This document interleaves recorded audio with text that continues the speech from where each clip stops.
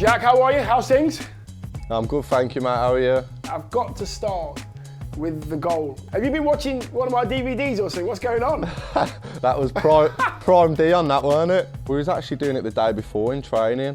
At the end, you know, just doing some like crossing and finishing, but it was mostly headers. And I actually surprised myself with a few.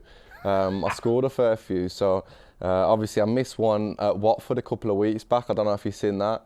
You know, the ball coming. I don't watch the misses, Jack. I only watch you scoring goals. To get myself on the score sheet and to do it with a header, which obviously I don't score a lot of, you know, it was perfect. You've been busy, haven't you, this week? You've been giving out footballs to schools and the kids? Yeah, no, we have. Always a nice feeling, especially to do it, you know, at this time of the year. I think it's so important, you know, for us as role models to be giving back. You know, I've been at a City now for 5 months, and that is one thing that I've realised, you know, it's a proper family-run like club. What's different about playing for City? Yeah, no, it's so much different to how I thought it was going to be. It's a lot harder. In what way, Jack? How's it harder? I don't know, I just felt like when I come here from Villa, I looked at my goals and assists from last season, and I ended up getting, you know, I think 16, goal involvements in the 25 games. So I obviously thought, oh, I'll go into City, you know, the best club in England, the best players. I'm going to go there, you know, and maybe I'll end up getting 20, 30 goal involvements. But you know what, it ain't been the case at all. I've actually struggled with my goals and assists, and especially with the price tag on my head. You know, as soon as you don't get them goals and assists for a while, you know, people start talking and doubting you then. And that's where, you know, you have to just trust in my own ability, you know, and just take it from there, you know. What do you do to switch off, Jack? What's Jack Grealish do when the manager said you've got a couple of days off? What do you do?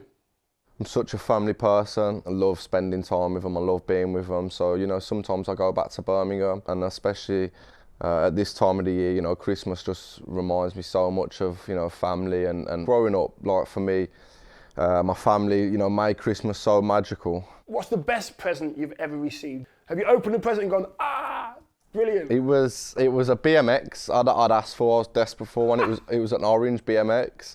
How old were you? Not too sure how old I must have been, maybe 13, 14. And yeah, I always remember I come down and, you know, the first thing that I've looked for, it's not there. So I'm like half fuming really. And then my dad says to me, you know, go and make us a cup of tea. And I was half fuming, thinking, no, hold on, I ain't making a cup of tea, I ain't got my present here. And obviously, as I've walked into the kitchen, the BMX is there, you know, as a surprise. So that was one that I'll never forget. What has to be on a Jack Grealish Christmas dinner? Pigs in blankets, man. Oh. Do you know what? Actually, they started doing it now this Christmas at Greg's. So I've actually had a few of them recently. Oh, they're so good, honestly. Unbelievable. Be careful, Jack, mate. It sticks to your hips, mate.